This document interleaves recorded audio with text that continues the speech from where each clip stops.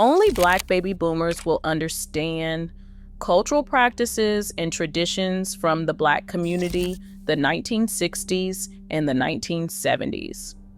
These are 25 cultural practices from the Black community in the 1960s and the 1970s that shaped how love, respect, and family worked in ways that today's generation would find completely foreign.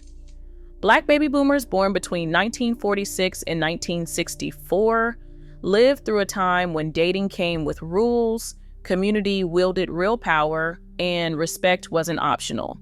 We're walking through the traditions that defined courtship, marriage, and daily life in Black households during those decades. Some practices you probably took for granted, others you might have rebelled against, but all of them created a cultural foundation that's largely vanished from modern life. The rules of courtship. Dating back then looked nothing like what happens today. And if you were young in the 1960s and the 1970s, you know exactly what I'm talking about. Asking permission. Before any young man could take you anywhere, he faced one absolute rule with no exceptions, no negotiations, and no shortcuts. Your father's permission came first. That meant sitting down face to face, looking him in the eye, and explaining exactly what his intentions were with his daughter. Questions about jobs, family background, church attendance, and future plans followed immediately, and there was no getting around any of it. Men who tried to skip this step and approach you directly got dismissed as disrespectful and untrustworthy. Period. Your family understood that any man who didn't grasp this basic requirement didn't grasp respect at all, which meant he wasn't worth your time. Communication happened under strict family supervision because that is just how things worked back then. Young men called the house phone, the single phone the entire family shared, and spoke respectfully to whoever answered first, usually your mother or father. Conversations stayed brief because family members listened from nearby rooms, and calls after 9 o'clock in the evening were absolutely forbidden. Phone calls after 9 o'clock suggested intimacy and familiarity inappropriate for unmarried couples, and everyone knew it. Late callers might find you unavailable or hear your parents explaining you could not come to the phone. This was not about being uptight. This was about protecting your reputation in a community where character meant everything and gossip traveled faster than lightning. The 3-date rule. Physical affection followed a strict timeline that everyone understood without question. Holding hands might happen on the second date if he proved himself lucky, but anything beyond that required at least 3 dates and solid proof of serious intentions. Kissing before that 3rd date marked you as too easy, and word traveled fast through church circles and neighborhood networks, where everybody knew everybody else's business. Mothers taught daughters that men sorted women into 2 categories quickly: wife material or something else entirely. Physical affection given too soon placed you firmly in the wrong category with almost no chance of recovery, and that lesson got drilled into every young woman's head. Chaperones everywhere. Solo dates rarely happen, especially early in any courtship, and most families enforce this religiously without exception. Younger siblings, cousins, or trusted girlfriends accompanied you to movies, diners, or church socials, and that was just reality. Some of you probably found this embarrassing, but parents understood your reputation could be destroyed easily and permanently. Chaperone systems also provided easy exits when dates went poorly, which happened more than you might think. Signal your companion, and you had a ready excuse to leave immediately. Urban areas saw this practice fading by the late 1970s, but smaller towns held onto it firmly because they understood what was at stake. Before affordable long-distance calls existed, and certainly before texting, handwritten love letters carried the weight of devotion across miles, and they meant something real. Young men spent hours crafting the perfect words, expressing feelings they might never say out loud. You treasured these letters, reading them repeatedly and keeping them tied with ribbon in special boxes that became precious collections. Each letter represented a physical piece of someone's heart, touched by their hands and sealed with their breath, which made them incredibly meaningful. Waiting for the mail carrier became part of the romance itself. Writing forced people to be thoughtful about their feelings in ways that quick messages never could and never will. The marriage imperative. It wasn't just expected for Black women in the 1960s and 1970s. It was required by your family, your church, and your community, and that pressure was real and constant. The old maid fear. Being 25 and unmarried meant facing shame that cut deep, because being called an old maid after that age haunted every woman who did not have a ring on her finger. The term suggested something was fundamentally wrong with women who had not secured husbands by their mid-20s, and family members spoke about unmarried aunts in hushed, pitying tones as if spinsterhood might be contagious. Watching older relatives sit alone at family gatherings taught you the unspoken warning that everyone understood. Fear of becoming an old maid drove many women to accept proposals from men they barely knew, rather than face that stigma for the rest of their lives. Church pressure, church communities made marriage essentially mandatory, and the pressure started the moment you turned 18, with questions that never stopped coming. Deacons' wives, Sunday school teachers, and every mother in the congregation asked when you were getting married, and there was no escaping it. Unmarried women past a certain age faced whispers during service, and concerned prayers were offered without being asked, which made everything worse. Church mothers kept mental lists of who was courting whom and which young men came from good families with steady jobs. Women without husbands had no real place at women's auxiliary meetings or the planning committees that ran everything important in the community. Maternal matchmaking. Mothers actively worked to find suitable husbands for their daughters starting from their teenage years, and this was not casual or optional.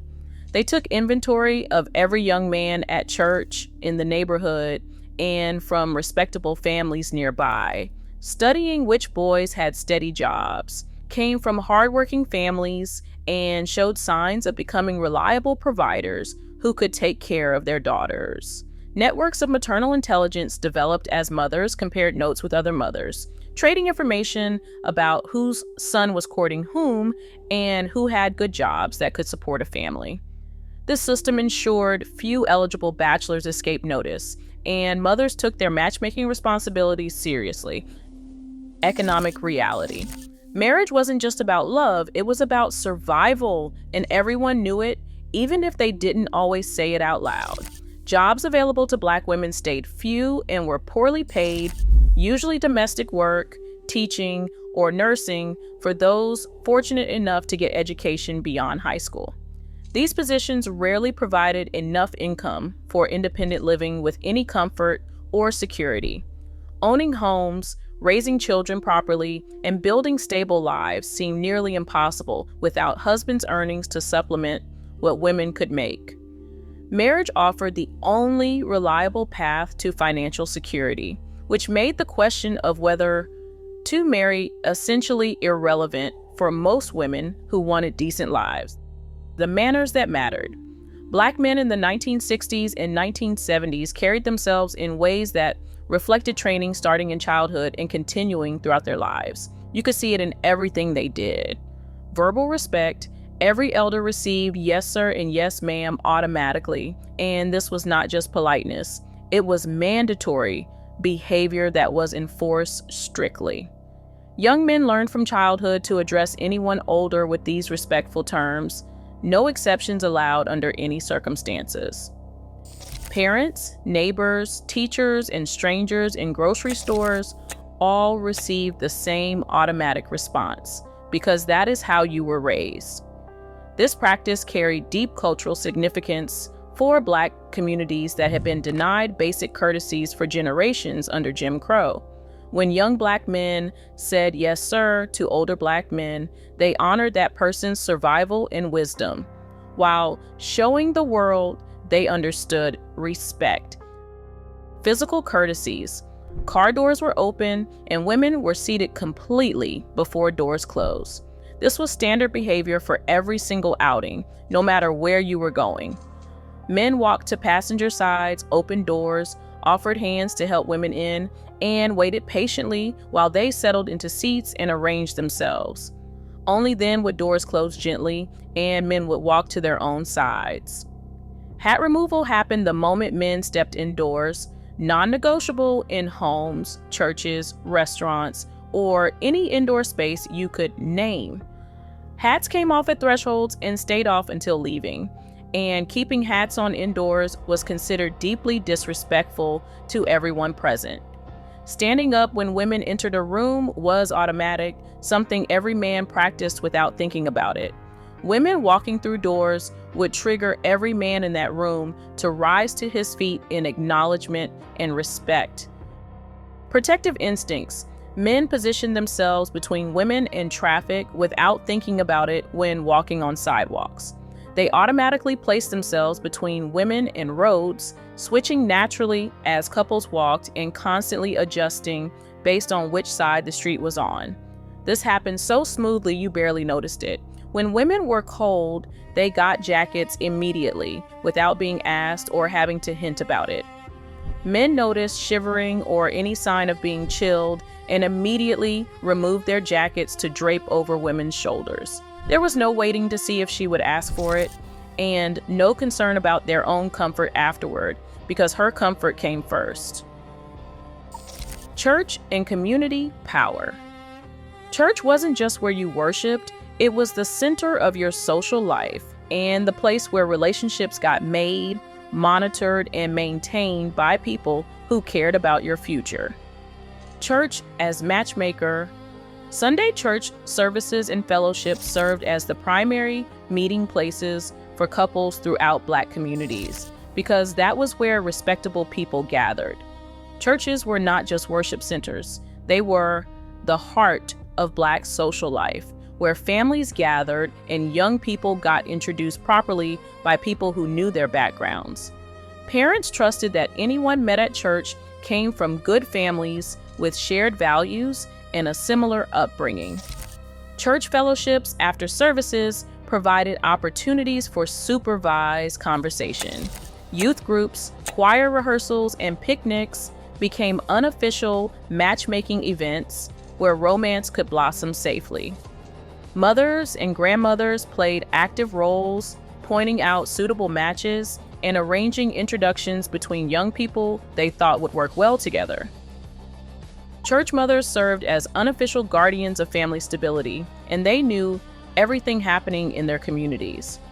These older women had survived their own trials, and they recognized every sign of trouble in young marriages, noticing when couples stopped sitting together in pews or when wives came to service without their husbands for weeks at a time.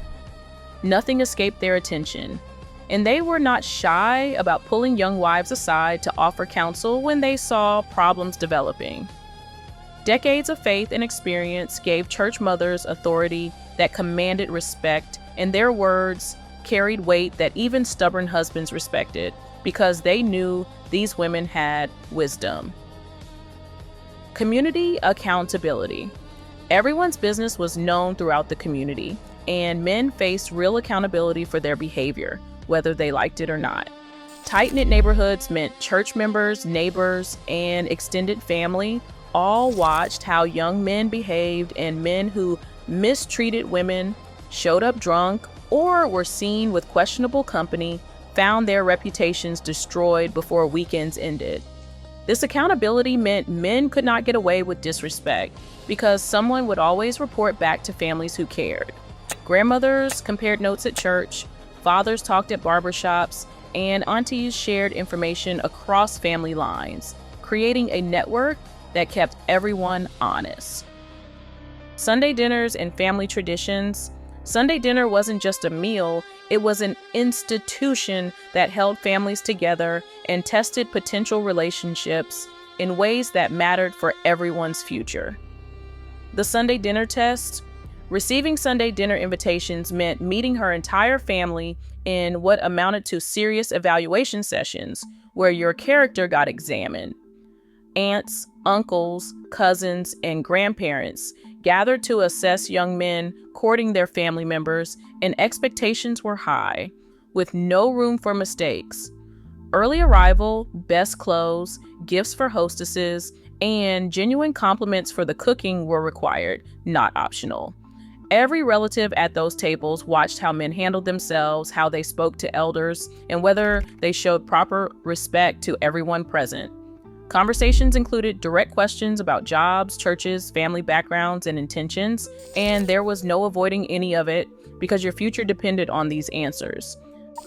Cooking every single meal from scratch was the standard, and it kept women on their feet for hours each day doing real work. There were no meal kits delivered to doors, no pre-made frozen dinners that tasted like restaurant food, and no apps to order takeout yet. So everything was made by hand from raw ingredients.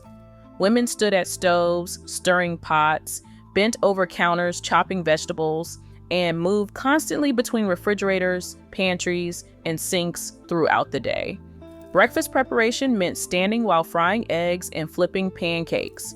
Dinner was a production, often taking 2 or 3 hours from start to finish, and that was just normal life. Extended families living under one roof or next door created support systems that made life manageable during tough times. Black families often had grandparents, aunts, uncles, and cousins within walking distance or sharing the same houses. This close proximity meant couples were never truly alone in their struggles when problems arose. Difficulties brought uncles who would pull frustrated husbands aside for talks, and mothers who were right there to help with children and to offer perspective from years of experience. Financial burdens were shared, with multiple incomes contributing to a single household, and that sharing made survival possible during hard times. The beauty and grooming rituals. Your appearance wasn't about vanity, it was about self-respect and community standing, and everyone understood the difference between the two. Kitchen beauty treatments, homemade EGG, deep conditioning treatments were kitchen beauty secrets shared across generations when commercial products failed Black hair. Commercial conditioners failed to address the unique needs of textured hair. So, resourceful women raided their refrigerators for solutions that actually worked. Eggs provided protein to strengthen damaged strands, while mayonnaise supplied oils that restored moisture stripped away by harsh treatments.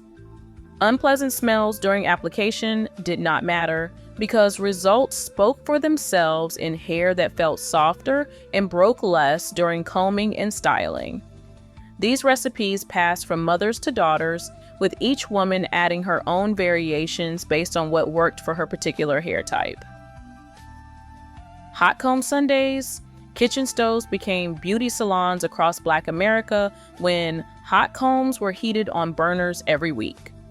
Brass or steel combs sat directly on gas flames or on electric coils, heating until they reached the perfect temperature that only experienced hands could judge without burning anyone.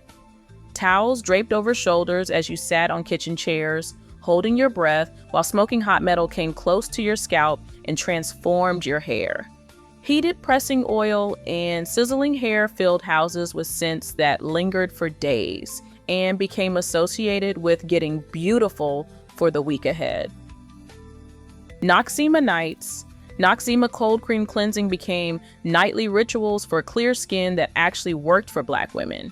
Distinctive blue jars with medicated smells became synonymous with skincare routines in Black households across the country.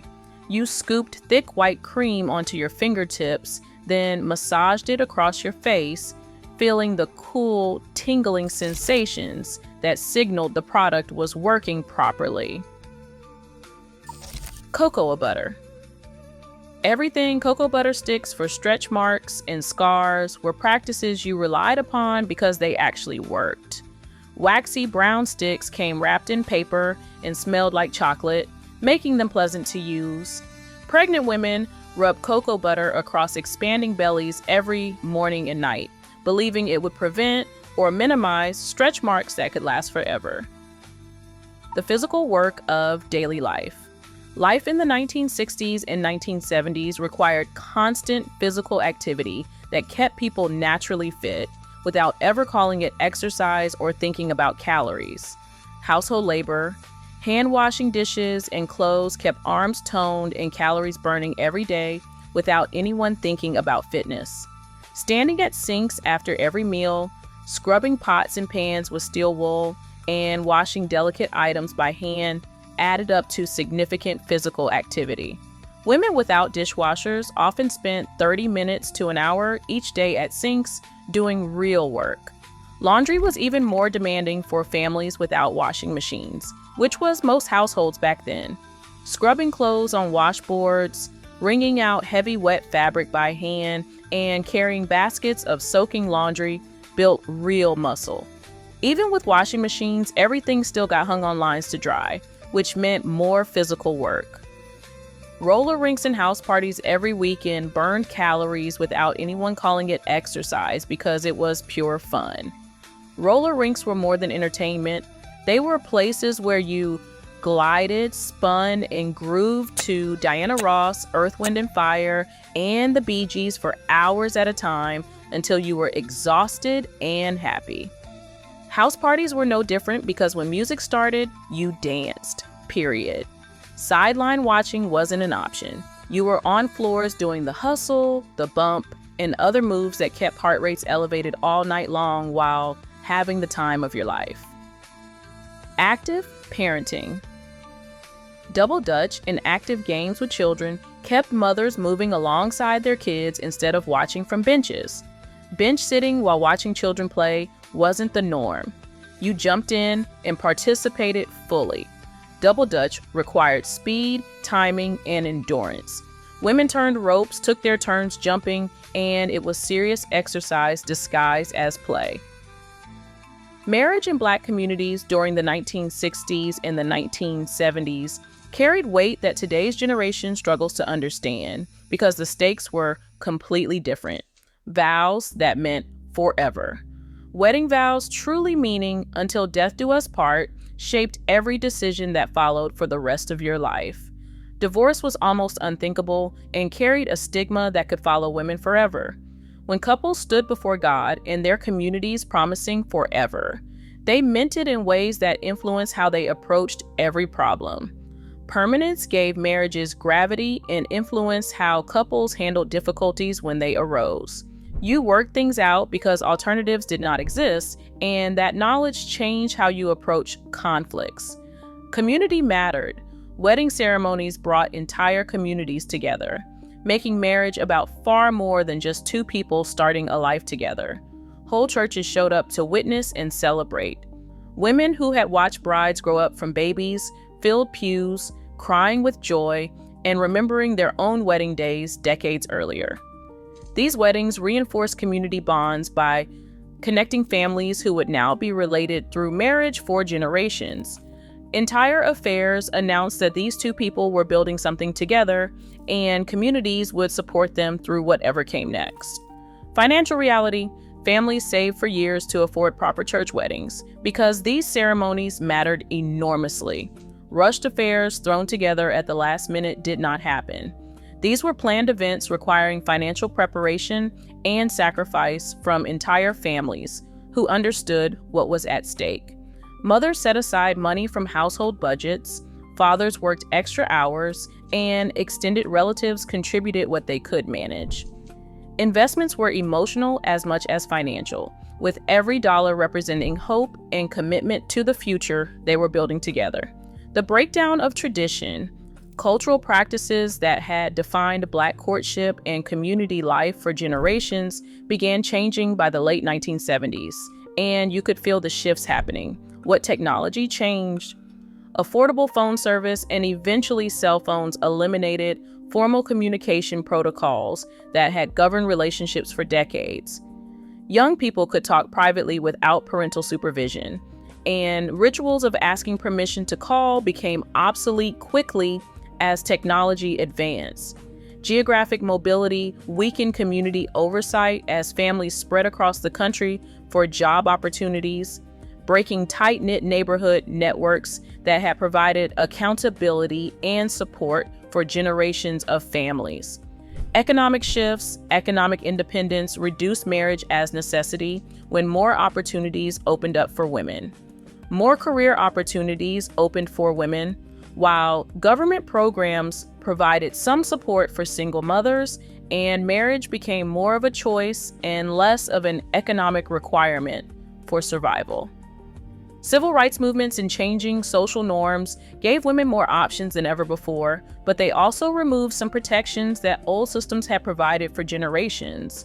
Social changes, casual dating replaced formal courtship as social norms relaxed throughout the decade, and young people demanded more freedom. Elaborate protocols of asking a father's permission, chaperone dates, and community evaluation seemed outdated to younger generations who wanted more personal freedom and privacy. Rising individualism challenged community-centered approaches to relationships that had characterized the 1960s and the 1970s. People began valuing personal choice over community wisdom, what we gained and what we lost. Looking back now, you can see both benefits and costs of cultural changes that have occurred since your youth, and the picture is complicated. What we lost: community accountability that once kept families together has largely disappeared from modern life.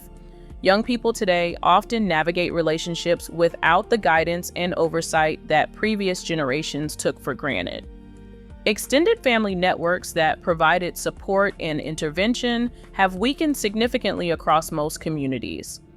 Formal courtship processes, which required men to prove their intentions and character before pursuing women, have been replaced by casual dating that often lacks clear expectations or commitments.